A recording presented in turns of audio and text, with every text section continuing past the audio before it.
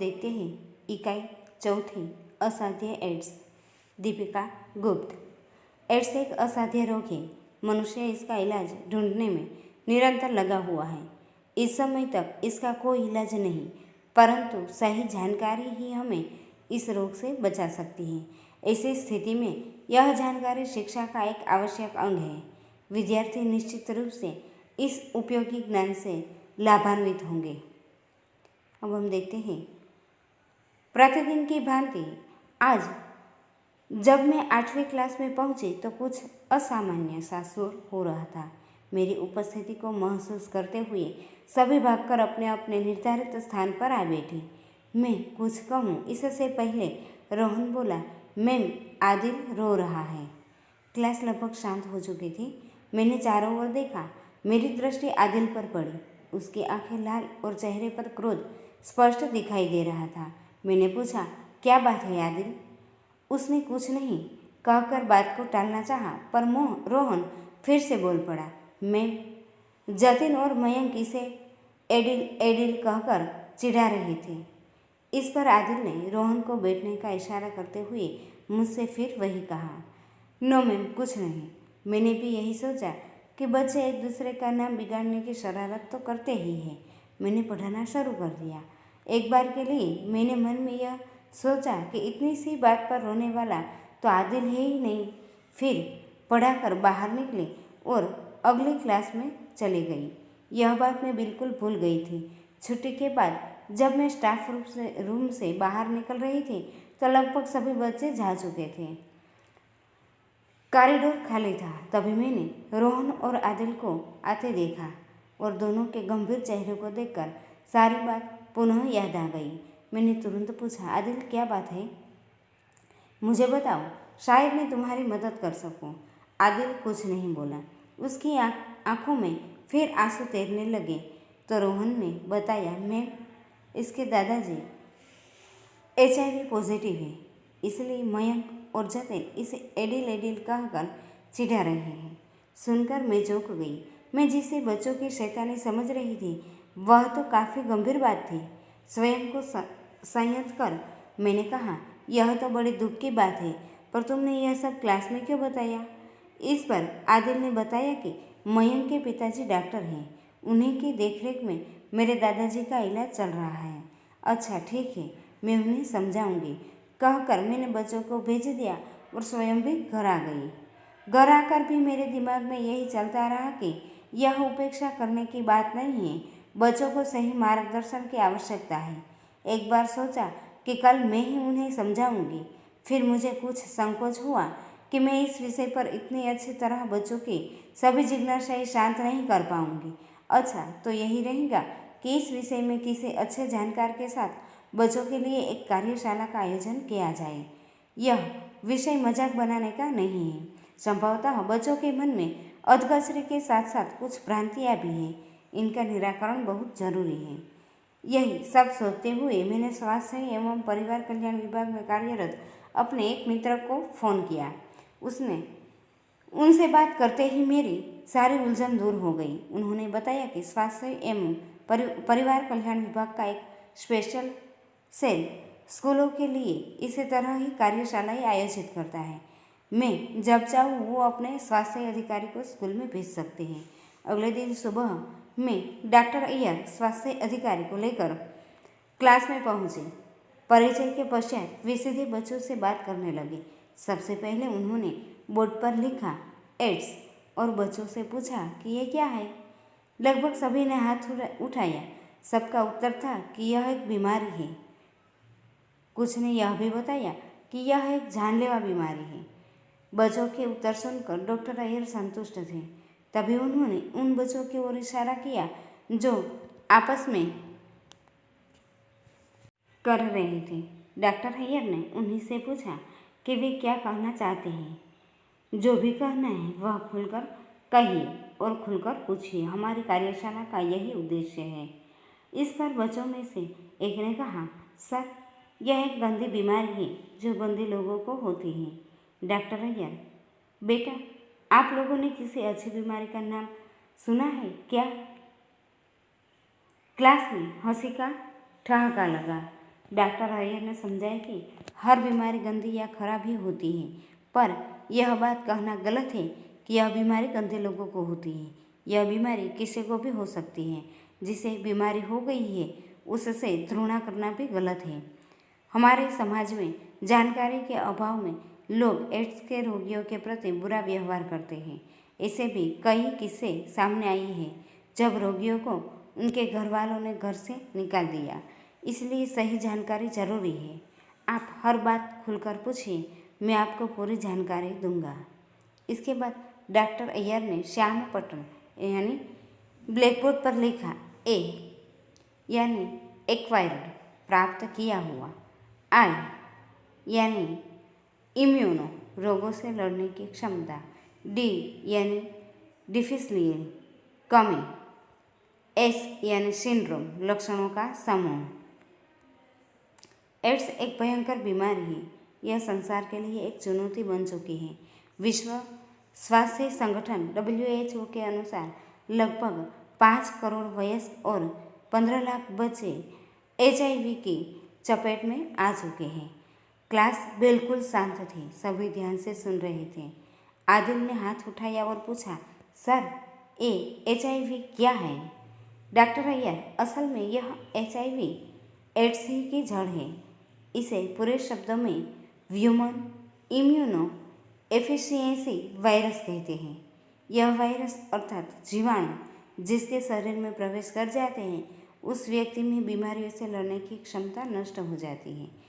इस बार माधुरी ने पूछा, यह वायरस शरीर में प्रवेश कैसे करता है? डॉक्टर अय्यर, यह बात जानना बहुत ज़रूरी है। यही जानकारी आपको एड्स से बचा सकती है। इसे जानने के बाद आप बहुत सी भ्रांतियों से भी बच सकते हैं। आप समझ जाएंगे कि एड्स के रोगी को छूने से या उसके पास बैठने से यह रोग नहीं फैलता। इसके निम्नलिखित कारण हैं। अब उसमें देखते हैं, पहला संक्रमित सुई, इन्फेक्टेड नीडल। क अनाड़ी डॉक्टर द्वारा रोगी के लिए प्रयोग में लाई गई सुई को यदि किसी स्वस्थ व्यक्ति के लिए पुनः प्रयोग में लाया जाए तो HIV शरीर में प्रवेश कर जाता है। ख नशीली दवा यानी ड्रग्स लेने वालों द्वारा संक्रमित सुई के प्रयोग के समय भी ऐसा हो सकता है। ग नाक, कान या त्वचा पर किसी भी हिस्से में छेद करवाने के समय। ग गोदना गुदवाते समय यानी टैटू बनवाते वालों की सुई से भी ऐसा हो सकता है। अब हम देखते हैं दूसरा संक्रमित रक्त। शरीर में रक्त की कमी या शल्य चिकित्सा यानी ऑपरेशन के समय हमें रक्त की आवश्यकता पड़ती है। उस समय यदि संक्रमित HIV की इन्फेक्टेड रक्त चढ़ा दिया जाए तो स्वस्थ व्यक्ति के शरीर में यह विषाणु प्रवेश कर जाता है। रक्त के अतिरिक्त कभी रक्त के अन्य पदार्थों जैसे प्लाज्मा, प्लेटलेट्स आदि चढ़वाने के समय भी ऐसा हो सकता है। तीसरा है संक्रमित व्यक्ति के साथ असुरक्षित यौन संबंध। यदि कोई स्वस्थ व्यक्ति किसी HIV संक्रमित स्त्री या पुरुष के साथ असुरक्षित शारीरिक संबंध बनाता है तो भी यह विषाणु स्वस्थ व्यक्ति के शरीर में प्रवेश कर जाते हैं। चौथा है संक्रमित माँ द्वारा स्तनपान। जो माँ HIV से संक्रमित है, यदि वह बच्चे को अपना दूध पिलाती है तो बच्चे के शरीर में यह विषाणु प्रवेश कर जाते हैं। अतः इन बातों का हमें विशेष ध्यान रखना होगा। यदि इन कारणों से बचा जाए तो हम इस रोग को फैलने से रोक सकते हैं। इस बार सुशांत ने हाथ उठाया। सर, मैं यह जानना चाहता हूँ कि एड्स के रोगी को क्या परेशानी होती है? डॉक्टर अय्यर, एड्स से ग्रस्त व्यक्ति का वजन लगातार घटने लगता है। रोगी की जांघ, बगल और गर्दन की ग्रंथियों में सूजन आ जाती है। उसे हमेशा हल्का बुखार रहता है। उसके मुंह व जीभ पर सफ़ेद निशान पड़ जाते हैं। साथ ही उसे अन्य बीमारियों का संक्रमण भी तुरंत घेर लेता है। हाँ, इसके साथ एक बात यह भी जान लीजिए कि ऐसे लक्षण तपेदिक रोग के भी होते हैं, अतः पूरी तरह जांच करना जरूरी है। एड्स की जांच एलिसा टेस्ट और वेस्टर्न ब्लड नामक रक्त जांच से होती है। तान्या, सर, जिस दिन कोई व्यक्ति HIV पॉजिटिव हो जाता है तो क्या उसे दिन बुखार आ जाता है और ग्रंथियां सूज जाती हैं? डॉक्टर अय्यर, यह एक अहम सवाल है। असल में HIV के शरीर में प्रवेश करते ही कुछ पता नहीं लगता। संक्रमित व्यक्ति भी सामान्य व्यक्ति जैसा ही दिखाई देता है। इसे एड्स की स्थिति तक पहुंचने में 7 से 10 वर्ष का समय लगता है। कोई HIV पॉजिटिव है, इसकी जानकारी केवल रक्त की जांच से ही मिलती है। आप मेरे कोट पर यह जो लाल रिबन देख रहे हैं, यह एड्स के विरुद्ध संघर्ष का प्रतीक है। एड्स के खिलाफ विश्वव्यापी अभियान सन 1977 से आरंभ हुआ। सभी देशों की यही धारणा है कि विश्व के सभी लोग इस रोग की गंभीरता को समझें, इसके कारणों को जानकर इसे फैलने से रोकें। संयुक्त राष्ट्र संघ UNO ने 1 दिसंबर को अंतर्राष्ट्रीय एड्स दिवस घोषित किया। हमारे देश में एड्स नियंत्रण कार्यक्रम 1999 में 1500 करोड़ रुपयों की लागत से शुरू किया गया। दूसरा अभियान कार्यक्रम 2004 से लागू किया गया। इस रोग से लड़ने के लिए सरकारी और गैर सरकारी संस्थानों NGO समाज की मदद कर रही है। विद्यार्थियों में इस रोग के प्रति जागरूकता लाने के लिए प्रतिवर्ष 20,000 विद्यालयों में जानकारी देने का लक्ष्य रखा गया है। आपके विद्यालय में आज की कार्यशाला भी इसी अभियान का अंग है। अंत में डॉक्टर अय्यर ने साथ बैठकर सुनने और अच्छे प्रश्न पूछने के लिए बच्चों का धन्यवाद करते हुए एक आग्रह किया। आप सभी इस देश के आने वाले जिम्मेदार नागरिक हैं। यह याद रखें, आज तक इस रोग का कोई उपचार नहीं है, अतः इस रोग के कारणों को जानने के बाद सदैव इस रोग से बचकर रहें। याद रखिए कि एड्स के रोगी को घृणा या मजाक का विषय मत बनाइए। इन रोगियों का मनोबल बढ़ाना और इनमें जीने की इच्छा जगाना जरूरी है। मुझे विश्वास है आप लोग ऐसा ही करेंगे। सभी बच्चों ने डॉक्टर अय्यर को धन्यवाद दिया। सबके चेहरे जानकारी की परिपक्वता से चमक रहे थे।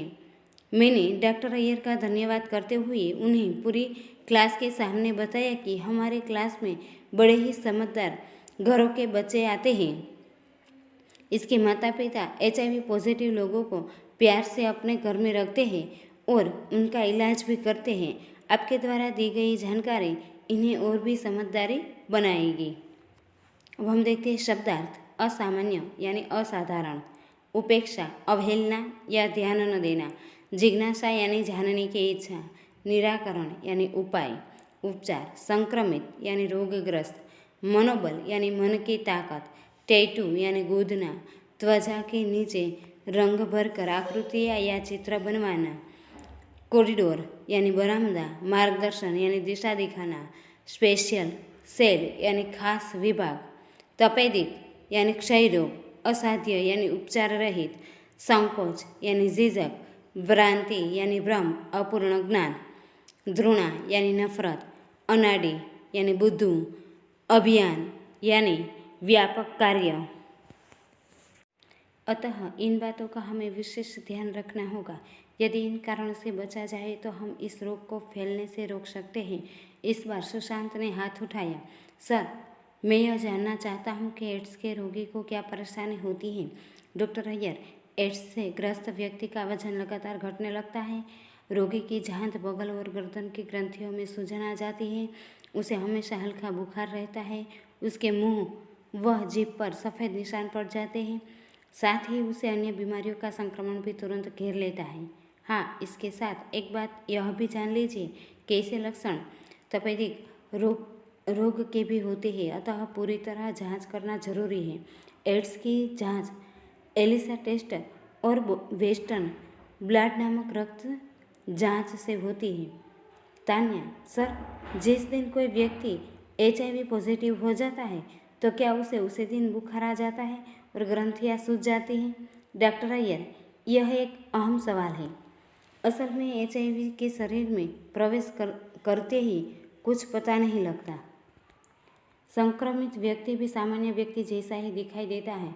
इसे एड्स की स्थिति तक पहुंचने में 7 से 10 वर्ष का समय लगता है। कोई HIV पॉजिटिव है, इसकी जानकारी केवल रक्त की जांच से ही मिलती है। आप मेरे कोट पर यह जो लाल रिबन देख रहे हैं, यह एड्स के विरुद्ध संघर्ष का प्रतीक है। एड्स के खिलाफ विश्वव्यापी अभियान सन 1977 से आरंभ हुआ।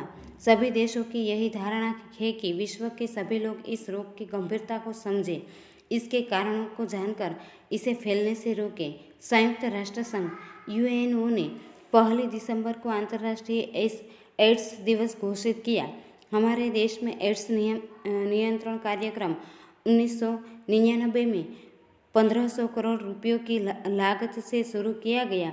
दूसरा अभियान कार्यक्रम 2004 से लागू किया गया। इस रोग से लड़ने के लिए सरकारी और गैर-सरकारी संस्थानों (NGO) समाज की मदद कर रही है। विद्यार्थियों में इस रोग के प्रति जागरूकता लाने के लिए प्रतिवर्ष 20,000 विद्यालयों में जानकारी देने का लक्ष्य रखा गया है। आपके विद्यालय में आज की कार्यशाला भी इसी अभियान का अंग है। अंत में डॉक्टर अय्यर ने साथ बैठकर सुनने और अच्छे प्रश्न पूछने के लिए बच्चों का धन्यवाद करते हुए एक आग्रह किया। आप सभी इस देश के आने वाले जिम्मेदार नागरिक हैं।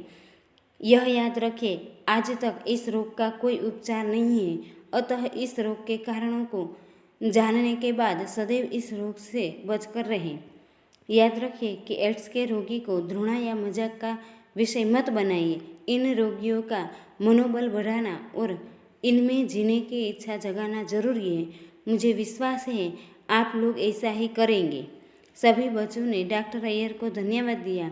सबके चेहरे जानकारी की परिपक्वता से चमक रहे थे। मैंने डॉक्टर अय्यर का धन्यवाद करते हुए उन्हें पूरी क्लास के सामने बताया कि हमारे क्लास में बड़े ही समझदार घरों के बच्चे आते हैं। इसके माता पिता HIV पॉजिटिव लोगों को प्यार से अपने घर में रखते हैं और उनका इलाज भी करते हैं। आपके द्वारा दी गई जानकारी इन्हें और भी समझदारी बनाएगी।